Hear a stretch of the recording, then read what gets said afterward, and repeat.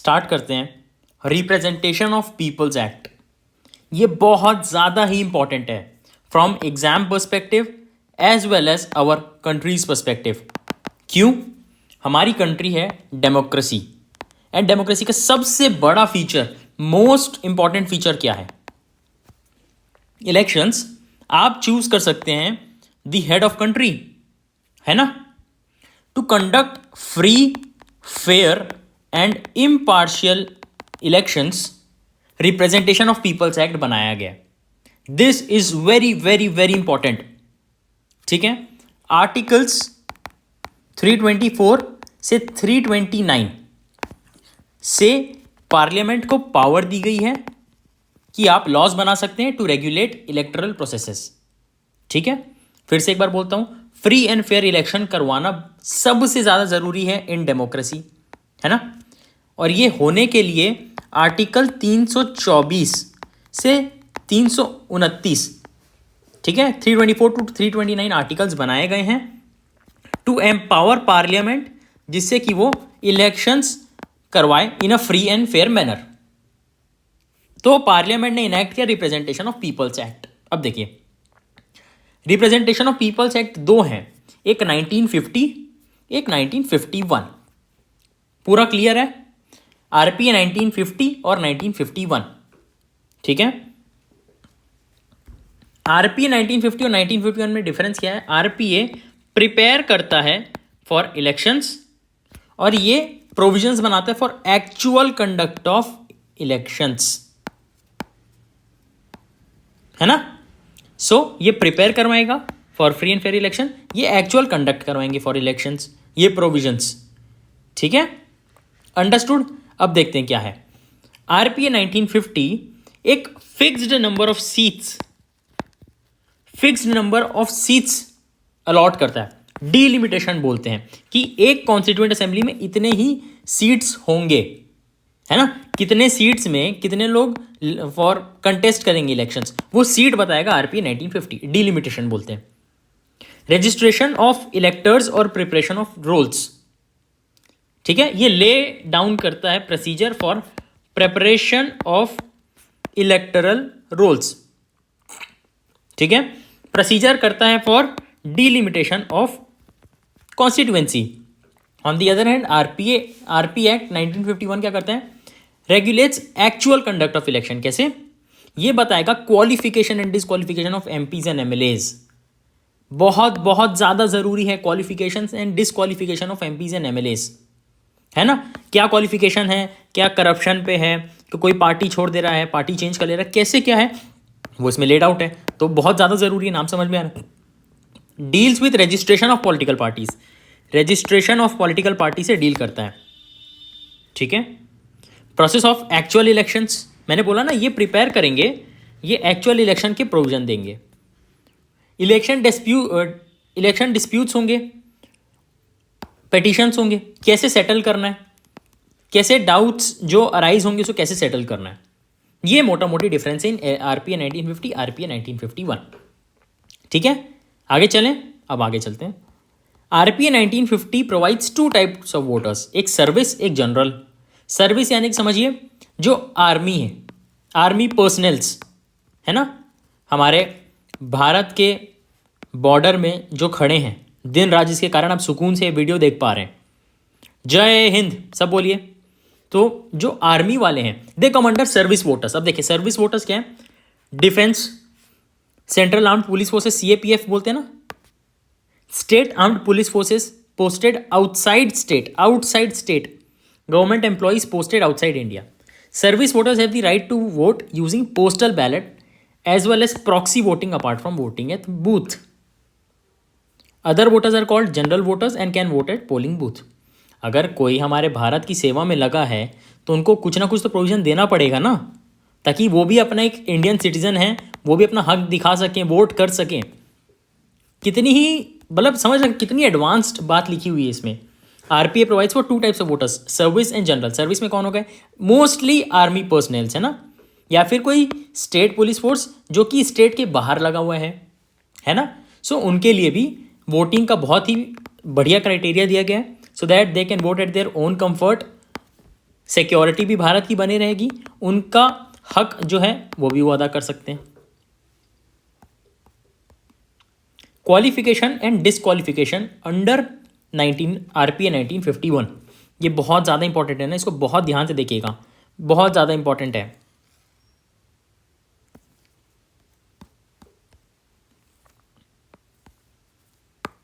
RPA 1951 shall be registered as an elector in any constituency, ठीक है। In case of MLA, the candidate shall be registered as an elector in the same state. अगर आप MP के लिए वो election लड़ रहे हैं तो आप किसी भी कॉन्स्टिट्यूएंसी से रजिस्टर कर सकते हैं, बट आप MLA के लिए कर रहे हैं तो you need to be registered in the same state. Article 84 क्या बोलता है? He she should be citizen of India, 25 years होना चाहिए, लोकसभा, कोई आपकी स्टेट लेजिस्लेटिव असेंबली होता है ना, MLA बोलते हैं, विधायक जी आ रहे हैं, है ना, ये क्या, मेंबर्स ऑफ लेजिस्लेटिव असेंबली, तो इनके लिए एज है मिनिमम 25 ईयर्स, जबकि राज्यसभा के लिए 30 ईयर्स, ठीक है। लोकसभा एवं स्टेट लेजिस्लेटिव असेंबलीज, लोकसभा ये हो गया आपका पार्लियामेंट, ठीक है, ये हो गया आपका स्टेट लेजिस्लेटिव असेंबली 25 साल। और अगर आप राज्यसभा के लिए लड़ रहे हैं, इलेक्शन कंटेस्ट कर रहे हैं, और MLC members of legislative council, देखिए मैंने आपको सबसे पहले लेक्चर में बताया था ना, स्टेट्स दो टाइप की होती है, by cameral, unicameral. By cameral मतलब MLC भी होंगे उस स्टेट में, MLA भी होंगे, यानी कि स्टेट लेजिस्लेटिव काउंसिल भी होंगी, स्टेट लेजिस्लेटिव असेंबलीज भी होंगी, ठीक है, जैसे बिहार में हो गया, है ना, तो उनके लिए 30 ईयर्स है minimum age. Any other qualification as provided by law. अब सबसे इंपॉर्टेंट चीज है disqualification. According to our constitution article 102 में लिखा है MPs के लिए, मेंबर ऑफ पार्लियामेंट के लिए लिखा है क्या ग्राउंड्स हैं अगर वो अपनी सिटीजनशिप छोड़ देते हैं या फिर छूट जाती, लॉस ऑफ सिटीजनशिप। जैसे अगर आप 7 साल इंडिया से कंटिन्यूसली बाहर हैं तो आप इंडियन सिटीजनशिप आपकी हट जाएगी। वैसे अगर कोई और क्राइटेरिया में लॉस ऑफ सिटीजनशिप, या फिर कोई ऑफिस ऑफ प्रॉफिट है उनके पास, अनसाउंड माइंड है, बहुत इसको समझाने की ज़रूरत नहीं है, इनसॉल्वेंट यानी कि समझ लीजिए बैंकरप्ट। अब क्या है बैंकरप्ट, अगर इसके पीछे अगर आप रीज़न देखेंगे तो ये हो सकता है कि अगर ये बैंकरप्ट हैं, अगर ये वो हैं बैंकरप्ट, इनका दिवाला निकल गया है, तो हो सकता है ये कुछ ऐसा काम करें जो इनको करप्शन की तरफ प्रमोट करें, इनकी मेंटालिटी पैसा के लिए। Any other disqualification is provided by law. अगर इसके बाद कोई क्वेश्चन उठ रहा है, एनी डाउट, अगर आर्टिकल 102 के बाद कोई डाउट उठ रहा है तो अंडर आर्टिकल 103 प्रेसिडेंट के पास ये पावर है किस चीज के ऊपर, फाइनल से ऑन डिसक्वालिफिकेशन, ठीक है, विच इज बाइंडिंग। आर्टिकल 191 में है MLAs और MLCs के लिए, ठीक है, सिमिलर है प्रोविजन है सिमिलर, ठीक है। 192 में इसकी जगह क्या लिखा है, गवर्नर और the advice of election commission, which जो कि बाइंडिंग है। तो हमने क्या देखा, आर्टिकल 102 में MPs के लिए है, आर्टिकल 191 में MLA एवं MLC के लिए प्रोविजंस पर डिस्क्वालिफिकेशन है। आर्टिकल 102 के बाद अगर कोई डिस्क्रिपेंसी आएगी तो फाइनल से होगा प्रेसिडेंट ऑफ इंडिया या फिर एडवाइस ऑफ इलेक्शन कमीशन। और इनके केस में आर्टिकल 191 में, आर्टिकल 192 में है गवर्नर के पास फाइनल से है। स्पीकर और चेयरमैन, स्पीकर या फिर चेयरमैन डिसाइड कर सकते हैं on the basis of 10th schedule. 10th schedule मैंने हर वीडियो में आपको, ऑलमोस्ट हर वीडियो में आपको ये चीज़ बोला हुआ है कि 10th schedule is very very important. 10th schedule क्या है, एंटी डिफेक्शन बताता है, ये एंटी डिफेक्शन लॉ, समझ रहे हैं आप, एंटी डिफेक्शन लॉ ये बताता है आपको इन 10th शेड्यूल कि क्या डिस्क्वालिफिकेशन, कब क्या डिस्क्वालिफिकेशन कर सकते हैं, ये बताएगा आपको 10th शेड्यूल। इसका कौन डिसाइड करता है, स्पीकर करेगा या चेयरमैन ऑफ दैट हाउस, ठीक है, स्पीकर करेंगे या तो फिर चेयरमैन ऑफ दैट हाउस, ठीक है। 10th शेड्यूल आया था 52nd अमेंडमेंट से। कब आया, किससे आया था, 52nd अमेंडमेंट से, ईयर 1985, ठीक है। डिफेक्शन का मतलब क्या होता है, किसी भी व्यक्ति को बेदखल कर देना अगर वो अपनी अपोजिशन पार्टी ज्वाइन कर लेता है तो, समझ में एंटी डिफेक्शन। इससे हम लोग क्या समझ में आ रहा है, कोई एमपी एमएलए अपनी पार्टी कब छोड़ सकता है, ठीक है। इसका मैं आपको डिस्क्वालिफिकेशन बताता हूं।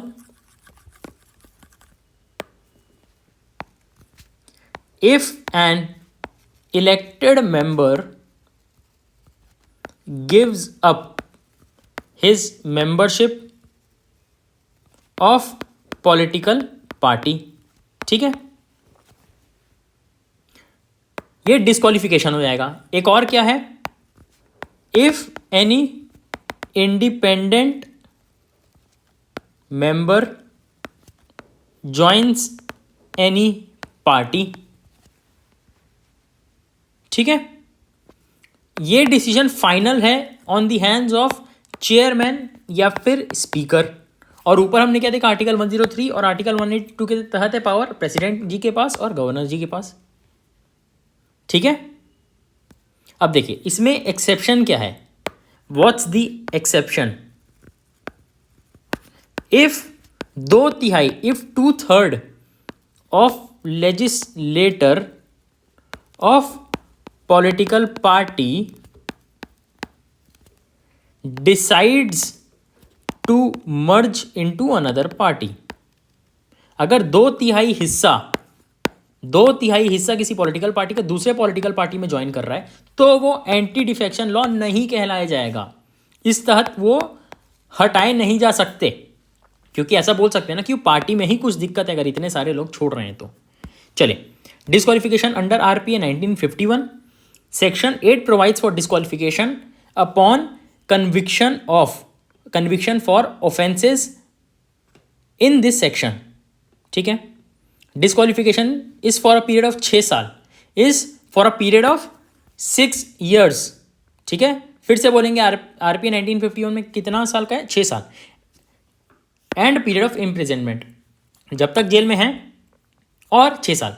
इन general it is provided for disqualification upon conviction for any offence where imprisonment is for 2 or more years। 2 या 2 से ज़्यादा साल में जनरली ये होता है, ठीक है। कौन से सेक्शन के तहत, section 8। Done. In lily Thomas case 2013 supreme court held that disqualification shall B affective immediately upon conviction. इसका क्या मतलब हुआ, जैसे ही एनी पर्सन कन्विक्ट होगा, उसका जेल से जैसी वर्डिक्ट आया वो तुरंत डिस्क्वालीफाई हो जाएगा अंडर सेक्शन 8 ऑफ आरपीए 1951, ठीक है। Section 8A provides for disqualification upon being guilty of corrupt practices in the elections as provided under section 123 of RPA।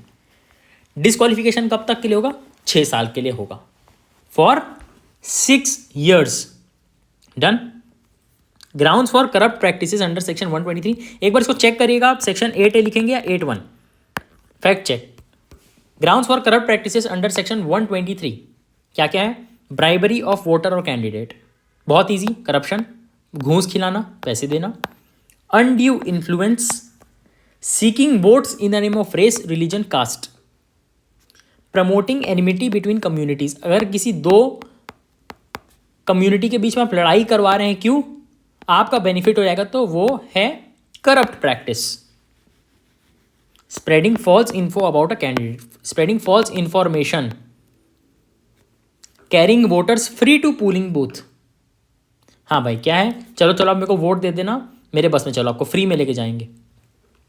Booth capturing, जहाँ पे वोटिंग हो रहा है वहाँ पे कोई गुंडे पहुँच गए, आप इसको वोट करेंगे। Exceeding poll expenditure limit fix by election commission for candidate, election commission ना एक लिमिट देता है, आप इतना ही खर्चा कर सकते हो, उससे ऊपर जाएगा तो disqualify.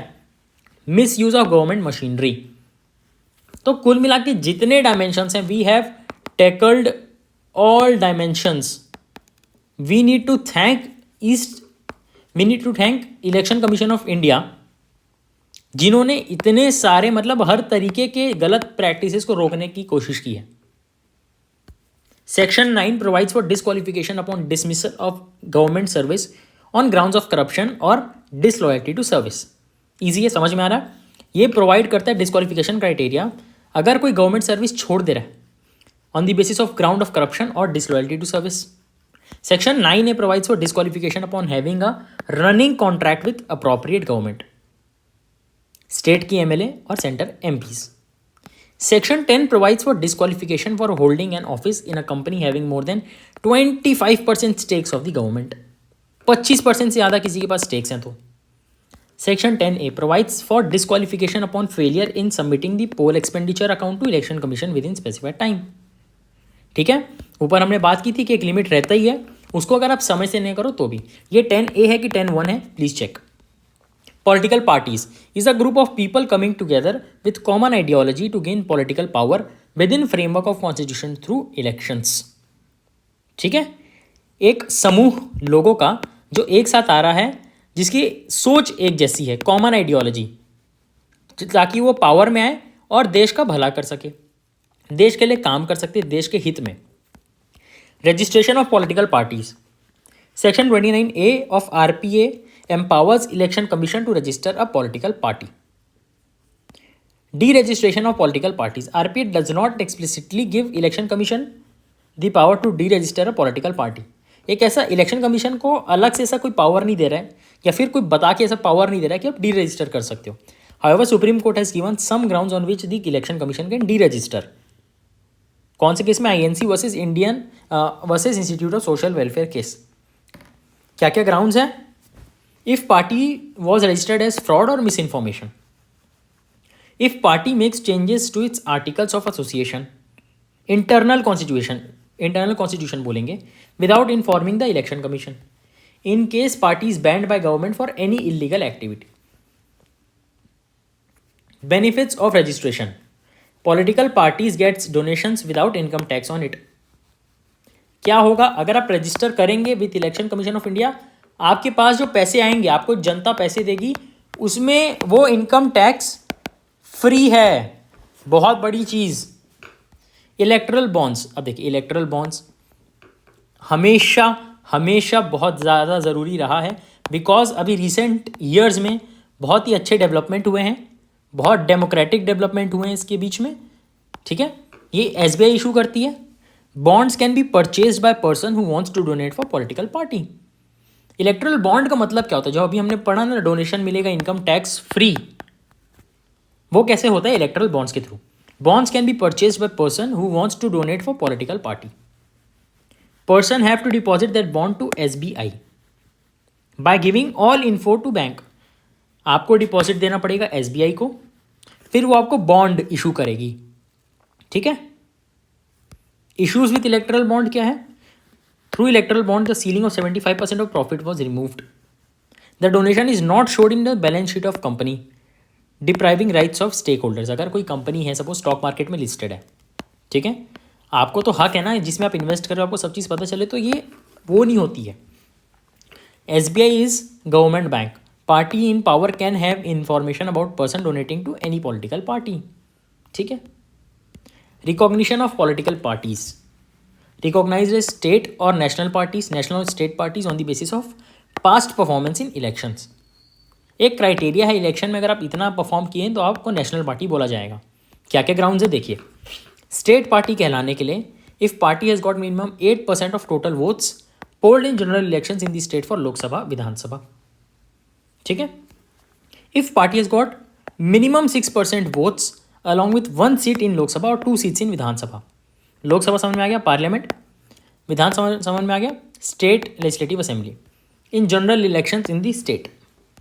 Grounds for recognition as national party if a party become state party in 4 और more states.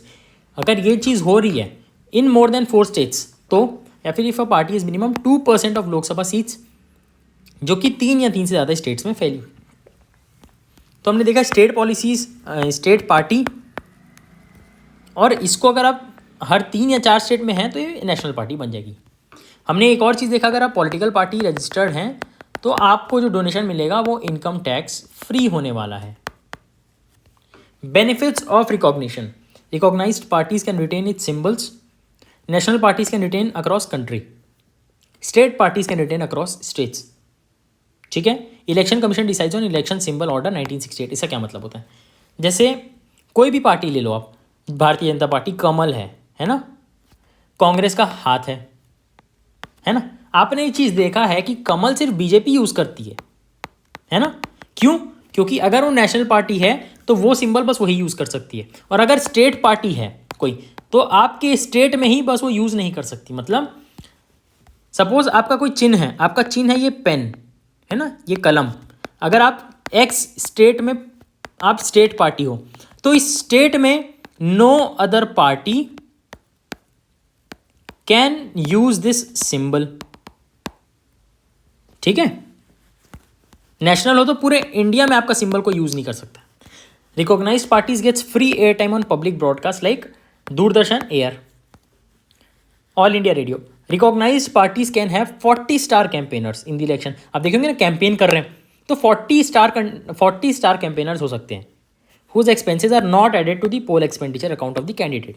Unrecognized parties can have 20 star campaigners. बहुत ज़्यादा है, डबल का डिफरेंस है। ऊपर से ये ऐड भी नहीं होगा एक्सपेंडिचर में। ऊपर हमने पढ़ा ना कि कैंडिडेट को एक लिमिट होती है एक्सपेंडिचर की, उतना ही खर्च करना है।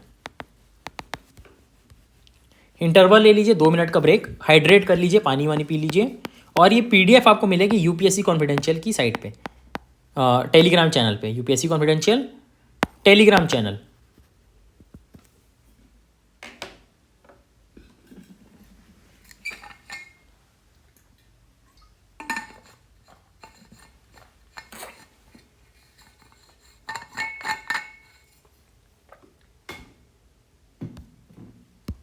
स्टार्ट करते हैं द प्रोसेस ऑफ इलेक्शंस। बहुत ध्यान से सुनिएगा। सबसे पहला स्टेप होता है डिक्लेरेशन ऑफ इलेक्शन, ठीक है। इलेक्शन होगा, नोटिफिकेशन बाय गवर्नमेंट, एक नोटिफिकेशन निकलती है। जैसे आप यूपीएससी की भी एग्जाम दे रहे तो नोटिफिकेशन निकलती है ना कि इस साल इतनी सीट्स हैं, है ना, वो सब चीज़ें। Nomination of candidates, scrutiny of nominations, मतलब इलेक्शन कमीशन देखेगी, बैकग्राउंड चेक करेगी, सब ठीक है। पोलिंग, इलेक्शन रिजल्ट्स, रिजल्ट निकलने के बाद ही डिस्प्यूट एंड पेटिशन सॉल्व होते हैं, ठीक है। Scrutiny of nominations, candidates are required to fulfil various formalities at the time of nomination.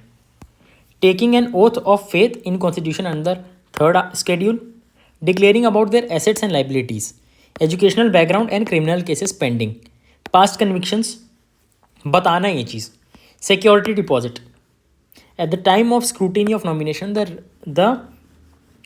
the returning officer has the power to reject a nomination if any candidate was not qualified or did not complete any of the formalities as required। तो officer के पास ही power होती है, ठीक है। Election disputes and petitions, Section 80 of RPA provides that an election dispute can be taken only through an election petition after results are declared। मतलब ऐसा हो सकता है ना, इलेक्शन के बीच में कोई एक पार्टी बोलना चाहे एक्स पार्टी की वाई पार्टी गलत काम कर रही है, पर ये इलेक्शन के बाद ही, आफ्टर इलेक्शन ही ये चीज़ एंटरटेन की जाएगी।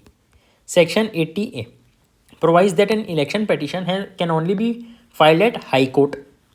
Section 81 provides that an election petition can be filed within 45 days from declaration of results।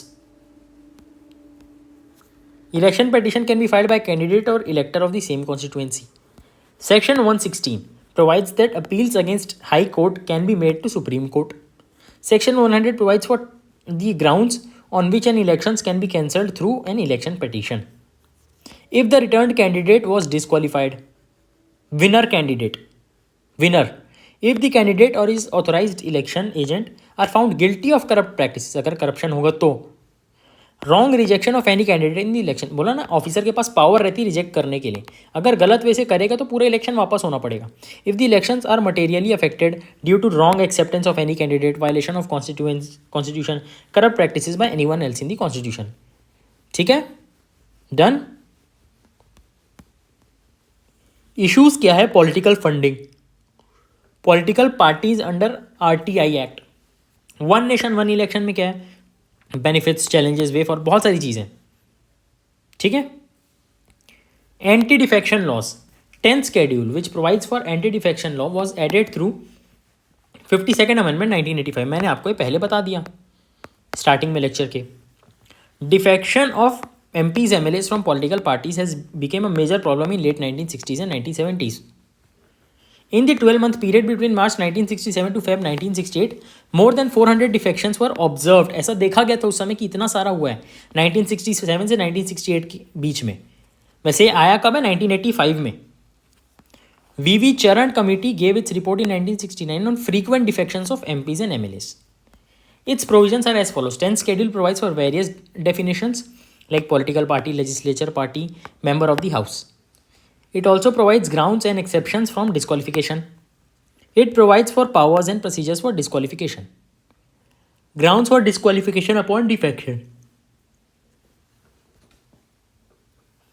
If a member of House is voluntarily resigned from the political party, मैंने आपको बता दिया. In the Ravi Nayak case 1994, Supreme Court had held that a member of the party does not necessarily need to resign in writing for the purpose of defection. उनके काम से, उनके action से पता चल जाएगा. ठीक है. If the member has voted against directions of political party and political party does not condone their actions of member with in 15 days. क्या मतलब? अगर कोई मेंबर ना एक्स पार्टी का है और वो एक्स पार्टी के अगेंस्ट वोट कर रहा है ना, तो बोलेंगे यार आप अपने पार्टी के साथ ही नहीं हो. Parties issues whip to their members through chief whip. Whips are not mentioned in the constitution or any other law. They are issued by parties to enforce discipline among its members in the house. अब देखिए, whips शब्द constitution में mention नहीं है. PYQs बहुत बार पूछा गया है कि क्या federal word, federation word use हुआ है? नहीं. वैसे whip वर्ड भी नहीं यूज हुआ है.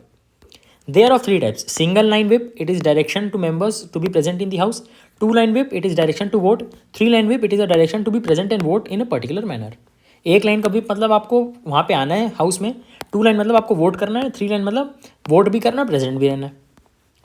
As directed by the party. Violation of 3 line whip may result into disqualification for defection.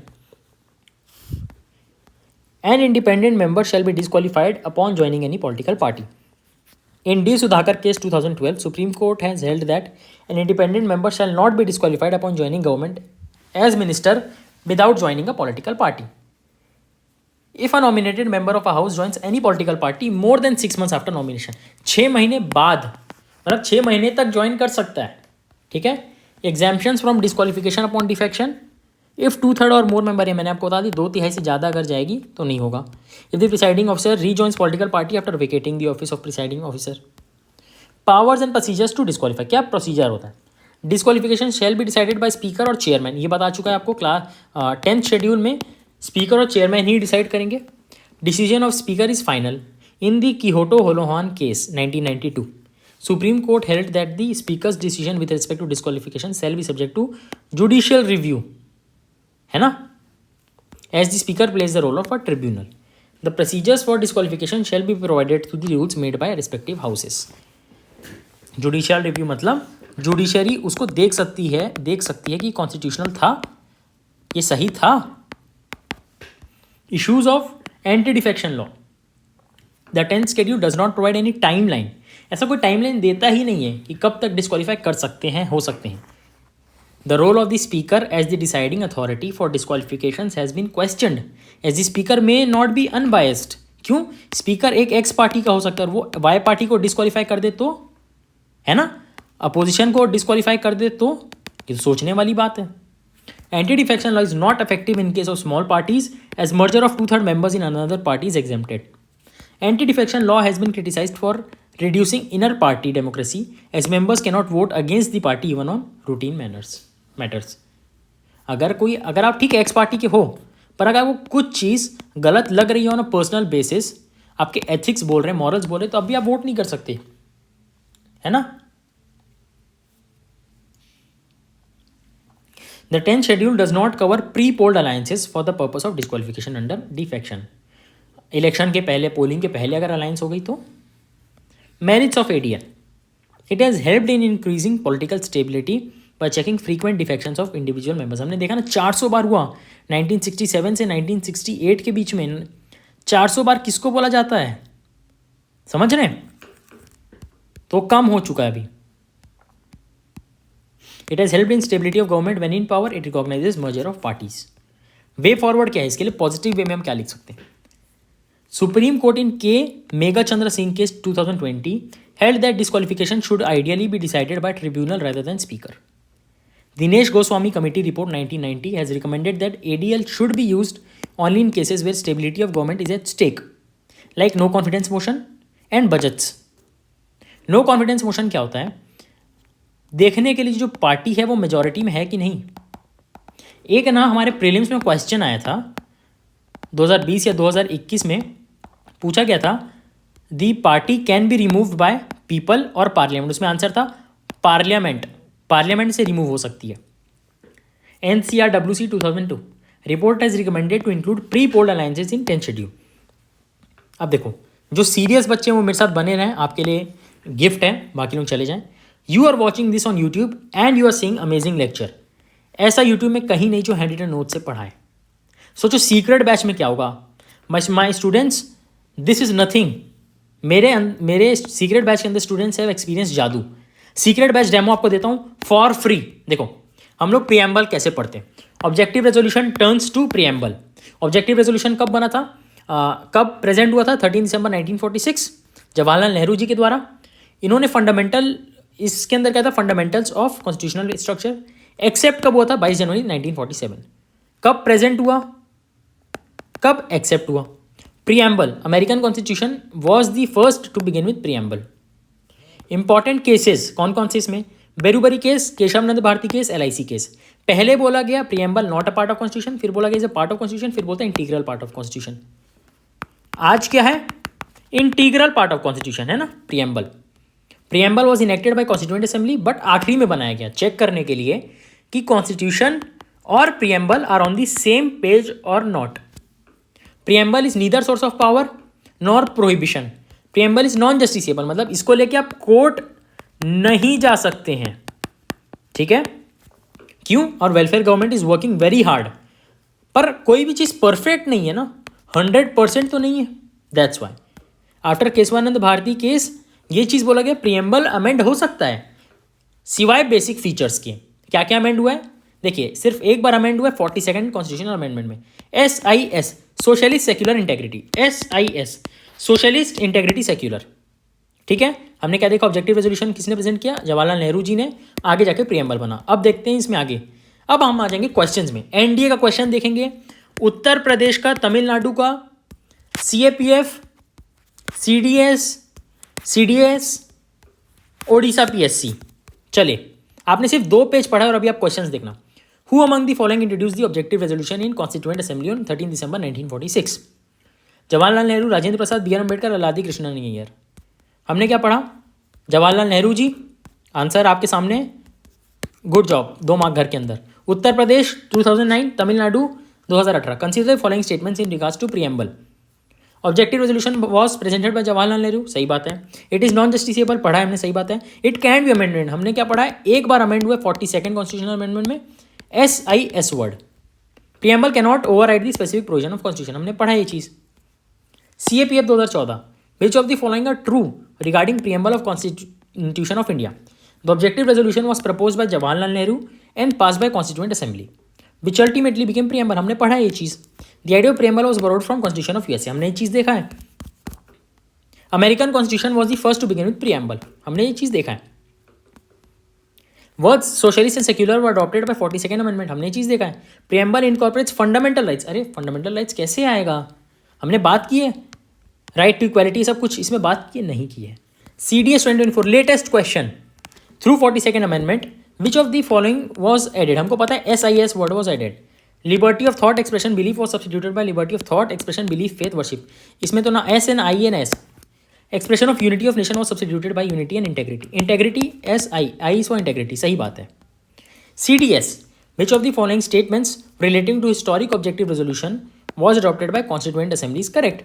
Objective resolution inspired by shaping constitution, सही बात है. It was not just a resolution but a declaration, सही बात है. It provides underlying philosophy, हमने पढ़ा है, सही बात है. Odisha PSC which of the following statements are correct in respect of objective resolution? Author of this resolution was BR Ambedkar. BR Ambedkar ji के थे कि नेहरू जी थे? Wrong. It was adopted by constituent assembly January 22nd 1947. Adopted on 22nd January, सही बात है. The goal of this resolution was to declare India sovereign socialist democratic republic. Resolution later framed as preamble, सही बात है. आपने 1 2 3 4 5 6, आप 2 page पढ़ के 6 PYQ लगा चुके हैं। I will teach GS subject from handwritten notes, जिसमें ऐसी सिलेबस होगा और PYQs होंगे। Book if required, super fast revision होने वाली है। बैच वैलिडिटी 1 साल के लिए आफ्टर एनरोलमेंट। इस बैच का प्राइस है 5,000 rupees, 4,999। You can watch unlimited time till validity. These notes are specially made to fetch you marks. These notes are very specially made to help you clear prelims. आज ही अंतिमा batch join करिए, first link in the description. और ये जो polity देख रहे हैं ये अंतिमा batch में ऑलरेडी कवर्ड है। आपका कंपटीशन आगे निकलते जा रहा है। All the best.